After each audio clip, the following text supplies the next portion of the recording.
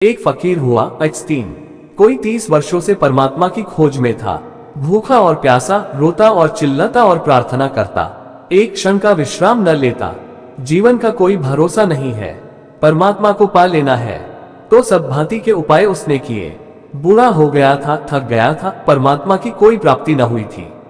कोई दूर परमात्मा निकट नहीं आया।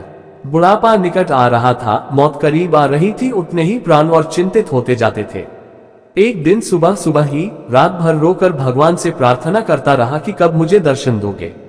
सुबह उठा और नदी के समुद्र के किनारे घूमने चला गया। सूरज उगने को था, किनारा एकांत था, समुद्र का कोई भी वहां न था। थोड़ी दूर चलने पर एक छोटा सा बच्चा उसे खड़ा हुआ दिखाई पड़ा एक चट्टान के पास। बहुत चिंतित, बहुत परेशान वह बच्चा था। एक्सटीन ने पूछा, तू किस लिए इतना परेशान है और इतने सुबह सुबह इस अकेले समुद्र के किनारे क्यों चला आया? उस बच्चे ने अपने कंधे पर एक झोली टांग रखी थी। उस झोली में से एक बर्तन निकाला, छोटा सा बर्तन, और उसने कहा, मैं परेशान हूं। मैं इस बर्तन में समुद्र को भर लेना चाहता हूं, लेकिन यह समुद्र भरता ही नहीं। उस बच्चे का यह कहना था कि मैं इस बर्तन में इस समुद्र को भर लेना चाहता हूं, लेकिन यह भरता ही नहीं है। और जैसे एक्सटीन के सामने कोई बंद द्वार खुल गया और वह एकदम जोर से हंसने लगा और रोने भी लगा। तो उस बच्चे ने पूछा कि आपको क्या हो गया है? एक्सटीन ने कहा कि तू ही नासमझ नहीं है जो एक छोटे से बर्तन में समुद्र को भरने निकल पड़ा है। मैं भी नासमझ हूँ। मैं अपनी छोटी सी बुद्धि में परमात्मा को पकड़ने चला था। मैं अपने छोटे से मस्तिष्क में सत्य को समाने निकल पड़ा था। अगर तू नासमझ है तो मैं और भी ज्यादा नासमझ हूँ।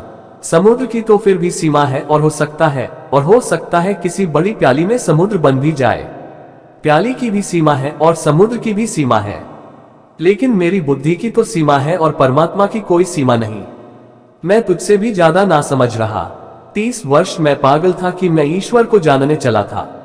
30 वर्ष मैंने गनवाए, रोया और पीड़ित हुआ। अनेक बार परमात्मा को मैंने दोष दिया कि तू कैसा निर्दय और कठोर है कि मैं रोता हूँ, मेरे आंसू तुझ तक नहीं पहुँचते। और आज मैं समझ पाया कि मेरी भूल वही थी जो तेरी भूल है। मैं परमात्मा की खोज छोड़ता हूँ। मैं परमात्मा को जानने का पागलपन छोड़ता हूँ। वह नाचता हुआ वापस लौट आया अपने आश्रम में। वहां के और सन्यासियों ने कहा, क्या तुम्हें परमात्मा मिल गया जो तुम आज खुश हो? जो कि 30 वर्षों से कभी मुस्कुराते नहीं देखे गए, आज नाचते हो। क्या तूने उसको पा लिया? क्या तुमने उसे जान लिया? एक्सटीन ने कहा, उसे तो मैंने नहीं पाया, लेकिन अपने को खो दिया। उसे तो मैंने नहीं जाना, लेकिन अपने जानने के पागलपन को मैं समझ गया। और जिस क्षण मैंने ये दौड़ छोड़ दी और जानने का ये भ्रम छोड़ दिया, उस क्षण मैंने पाया वह तो सामने ही था। वह तो सामने ही है। मैं भी तो वही हूँ। मैंने उसे कभी खोया ही नहीं था, लेकिन उसे खोजने और जानने के पागलपन में मैं पड़ गया था, और मैं इसी भूल में उसे खोए हुए था जो कि अभी खोया हुआ नहीं था। एक्सटीन का जानने का ख्याल छूटा और उसने जान लिया। अज्ञान के लिए मैंने कहा है कि यह ज्ञान हमारे अहंकार की मृत्यु बन जाएगी। अगर मैं ये ठीक से जान सकूं कि मैं कुछ भी नहीं जानता हूं, और मैं ये जान सकूं कि जो असीम है वह सीमित बुद्धि से नहीं जाना जा सकेगा, और मैं ये जान सकूं कि प्याली में समुद्र भरना पागलपन है और अपनी बुद्धि में सत्य को भर लेने का ख्याल और भी बड़ा पागलपन है। अगर यह मुझे दिखाई पड़ जाए तो मैं तो गया, मेरी सामर्थ्य तो मिट गई। मैं तो रिक्त और शून्य हो गया। और जिस क्षण कोई व्यक्ति उस स्थिति में पहुंच जाता है जहां उसे ये भी भ्रम नहीं रह जाता कि मैं जानता हूं, अज्ञान की, न जानने की स्टेट ऑफ नॉट नोइंग में है, जबकि उसे कुछ भी प्रतीत नहीं होता कि मैं जानता हूं, मन एकदम मौन और शांत हो जाता है। उसी शांति में जाना जाता है।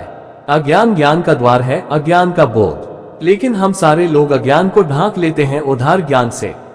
अज्ञान तो भीतर बना रहता है, ज्ञान बाहर से इकट्ठा कर लाते हैं, और उस ज्ञान के ऊपर छा जाता है हमारा अज्ञान के ऊपर। ऐसे अज्ञान को भीतर छिपा लेते हैं। आप जानते हैं ईश्वर है।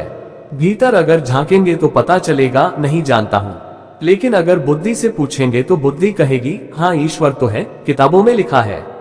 गुरु कहते हैं, ऋषि मुनि कहते हैं ईश्वर है। जब तक कोई और कहता है ईश्वर है, तब तक आपके लिए ईश्वर नहीं है। जिस दिन आपके प्राण जानेंगे उसी दिन होगा, उसके पहले नहीं हो सकता।